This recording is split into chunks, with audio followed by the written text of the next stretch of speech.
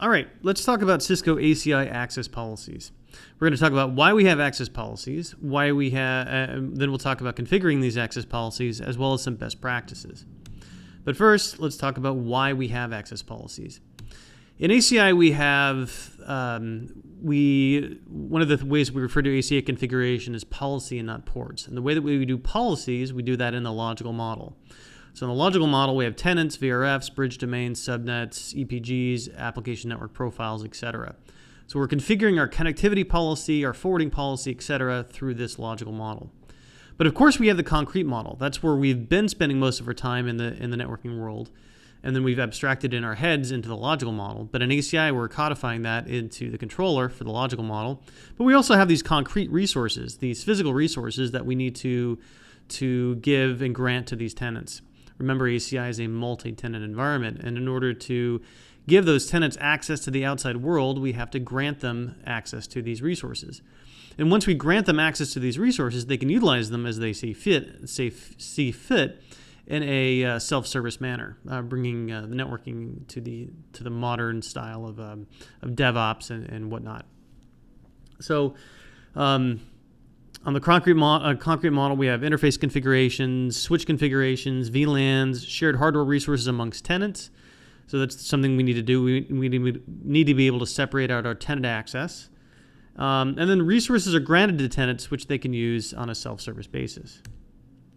So take a look at this example here. We've got a 93.180YC, and we've got Ethernet 1.1 on the left here under tenant Coke with VLANs 100 through 200. So those have been granted to that tenant, to the tenant Coke, and they can utilize those VLANs however they see fit.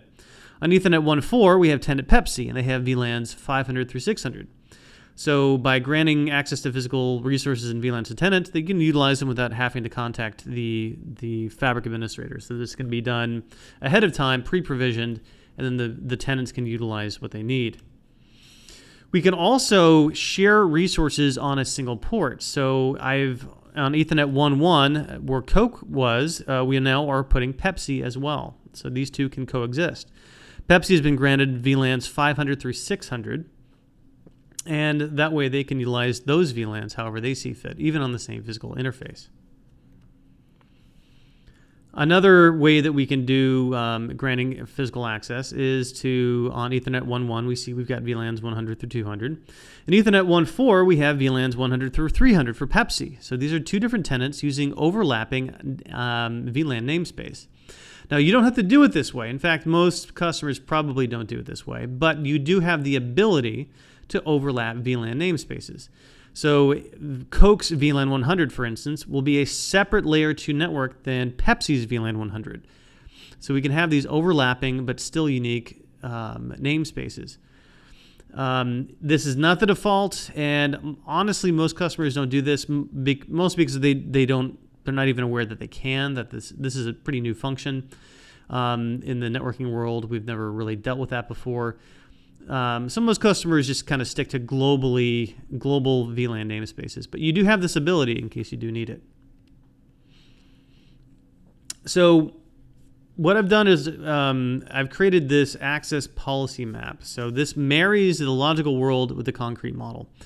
One of the things you'll notice in the ACI graphical interface, the GUI, is that a lot of these items are buried under menus and submenus and so forth, and they don't make a lot of sense. But once you put them up here in this graphical format, in this map format, things make a lot more sense. So let's go through the different objects.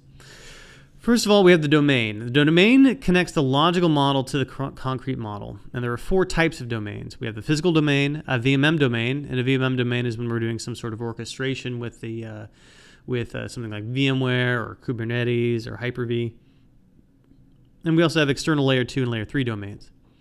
Next up, we have the VLAN domain, or VLAN pools rather. So every domain will typically have a number of VLANs assigned to it via one or more VLAN pools. These VLAN pools can be dynamic, such as if we're doing integration with VMware or Kubernetes, or they can be static if we're connecting to a layer 3 router or a layer 2 device, or a bare metal server, or some sort of hypervisor that we're not doing any orchestration with. Next, we have the Attachable Access Entity Point, AAP, connects the interface policy groups to the domains. It really doesn't do anything else except bridge these two together, so the domains and then the interface policy groups. Think of it as the room that ties, the rug that ties the room together.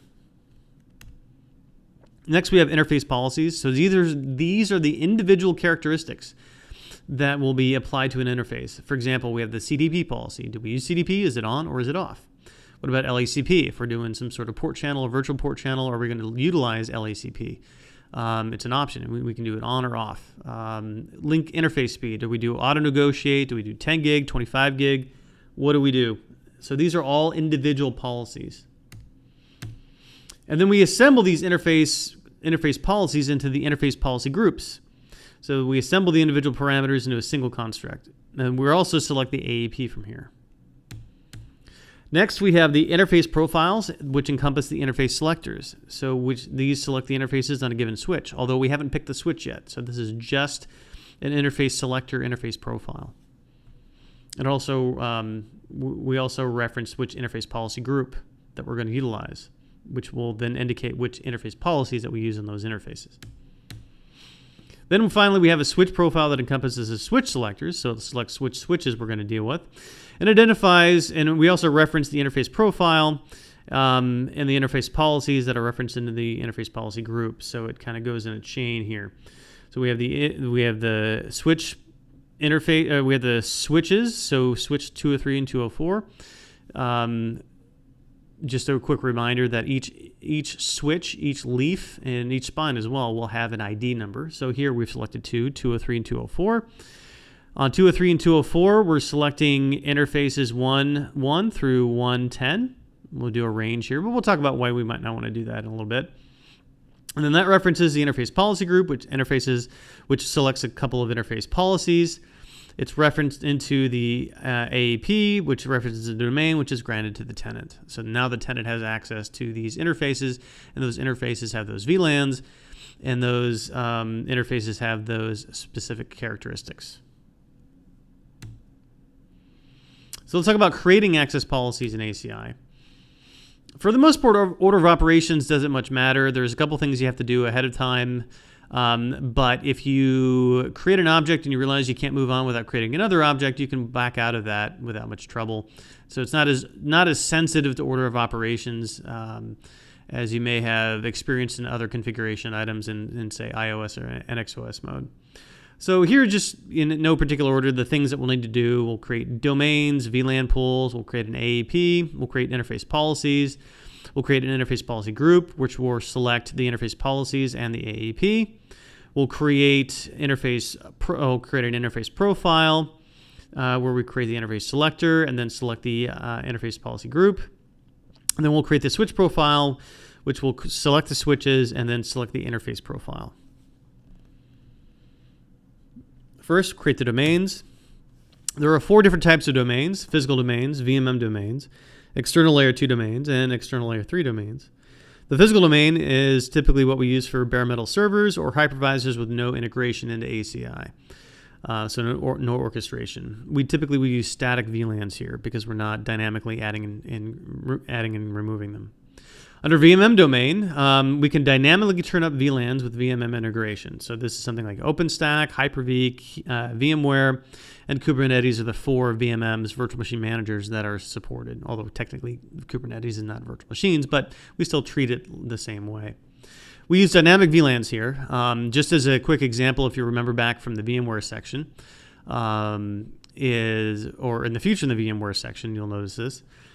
I can't remember if we do VMware now or later, but for example, if you create an EPG in ACI, an endpoint group, that will create a corresponding port group in the VMware distributed virtual switch. Now, in order to connect that port group in the distributed virtual switch to the EPG, we need to select a VLAN. So we have VLANs pools that are dynamic. It's very similar to UCS and how we have MAC address pools and worldwide name pools, etc. We pull an available VLAN out of that pool. We dynamically tag it to the associated interface, and then we pass the traffic. If the EPG gets deleted, then the port group gets deleted as well. The VLAN gets removed from the interface and put back into the pool. We also have external layer 2 domains, so connecting to an external layer 2 network that isn't under ACI control. We use static VLANs for that. And then an external layer 3 domain, which is typically what we use to connect to external layer 3 routers to exchange routing information, either through OSPF or BGP or whatever. And also we use static VLANs there. So creating a physical domain, you'd go under access policies, under physical and external domains, create physical domain. So fabric access policies, physical and external domains, physical domain. We give it a name. We pick a VLAN pool. We can pick an AAP. If we haven't created one, we can use that menu to create one. Same thing with a VLAN pool. If we don't have a VLAN pool, we can use that drop down, and there should be an option to create a VLAN pool and create an AAP. If we're going to create a VMM domain, so a VMM domain is connected to a hypervisor, and more specifically, a vSwitch instance if we're using VMware. So under VM networking, we'd go to Hyper-V, OpenStack, and VMware, and as of 3.0, Kubernetes is supported now. So this is something that was added in 3.0. Next, if we look at the map, we'll need to create VLAN pools. So we can create a VLAN pool. Typically, what I will do is I will do a dynamic allocation. No matter what type of VLANs that we're going to use, even if I think I'm just going to use static VLANs, I'm going to still create a pool that has a dynamic allocation. That allows me to add dynamic VLANs to this pool later. Because you can add static VLANs to a dynamic pool. So that's what we're going to do here. Under specify the in-cap block range, we're going to do VLANs 100 through 200, and we're going to do them static. So maybe that's something connected to routers or switches or something, or no VMM integration. Next, we needed the AAP. So we just give it a name. That's pretty much it at this point. We can reference the domain later. We can select one, or we just create the AAP by itself. It is a purely logical construct and doesn't represent physical resources directly. It's used to reference other objects and bind them together. Tides the room together, so to speak. Then we create their interface policies. So that's under Fabric, access policies, interface policies, and policies. Things like link level, CDP, LLDP, many others. If you don't select, if you don't create a specific interface policy, the default will be used. And the defaults, of course, vary for which policy we're talking about. Then we need the interface policy group, so that takes them and puts them all, assembles them all together. And that's under Fabric, access policies, interface pro policies, leaf policy groups, and then under policy groups. So here's our policy group. We're selecting CDP, MCP policy, LDP policy, etc. And then we'll also reference the AAP from here. We go back to the map here. We notice the interface policy group selects the AAP. Then we create the interface profiles. So that's done under Fabric, access policies, interface policies, leaf profiles, leaf interface profiles. And then we select the interfaces from there. Here we're using a range. And then we also select the IPC, the interface policy group, or IPG rather, that we're going to use. So that basically says for Ethernet 1.1 through 1.2, we haven't picked the switch yet, but for these interfaces, we're going to use the policies that have been gathered together on this interface policy group. Then we select the switches and the switch selectors. So we go under Fabric, access policies, switch policies, profiles, leaf profiles. We give it a leaf profile name, then we select the switches, and then the policy group that we want to apply there. Some best practices. Typically, you're going to do at least 3 switch profiles. We're going to do at least 1 policy per switch that has host single homed. So you have a host that's plugged only into a leaf. So maybe older school servers, or perhaps routers, and we're going to use ESCMP to partner up with another leaf.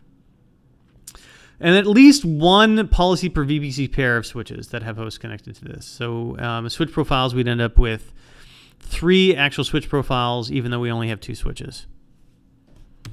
Another best policy is to create a set of these for each tenant, especially if you're not sharing resources, if you're not sharing VLANs on a given interface, which is usually not the case. But Coke switch profiles for 2 switches, and then Pepsi has there are 3 profiles for 2 switches. So every time you have a tenant, you're going to add another set of these. Generally speaking, we recommend to our clients to avoid ranges of interfaces. So when you're doing an interface selector, you have to select the interfaces that you want to have applied to whatever policy your physical policy you're putting in place. And you have the option of doing a range. On the left here at the top, we have E1, 1 through 110, or E1, 1 through 10. And we could do that. That certainly will work. Or we can specify the interfaces individually. The difference comes between the two approaches when we have to remove, say, E1, 5. On the left, if we pull that out, then we just have to recreate 2 new ranges, 1 through 4, and then 6 through 10. And if we do that, then we take all of those in, 1 through 10, we take them all out for a second before they're reinstantiated. We'll lose a couple of packets. Not a huge deal, but something you'd probably want to do in an outage window. On the right, there's no disruption to any of the other interfaces. So we just pull 1.5 out, and then traffic continues normally for the other interfaces. And that's the only reason why we would avoid using ranges. So if you have a highly dynamic environment, that might be a good idea. If you're not making that many changes, I wouldn't sweat about it. It's just a best practice that we usually put in place. A lot of the time, the customers don't even need it to use this, but it just saves a little bit of time and a little bit of frustration down the road. Again, it's kind of a minor tweak there. It's certainly not going to make or break your configuration. And then, like I said before, when you create a VLAN pool, generally speaking, we create always dynamic VLAN pools, and then the allocations of VLANs will either be dynamic or static. So it's certainly possible to create a dynamic VLAN pool and have in it only static VLANs. That's certainly the case. But you cannot have a static VLAN pool and include any dynamic VLANs. So that one precludes the other in that direction. So that's why we do dynamic. Even if you have never used dynamic VLAN allocations, rather, it's still good to create a dynamic VLAN pool in case you need to create a dynamic VLAN allocation down the road. So not a huge deal, certainly not going to be a showstopper, and there are ways to work around it with a little bit of hassle, but certainly not a ton of hassle. But that's what we recommend. Thank you for watching.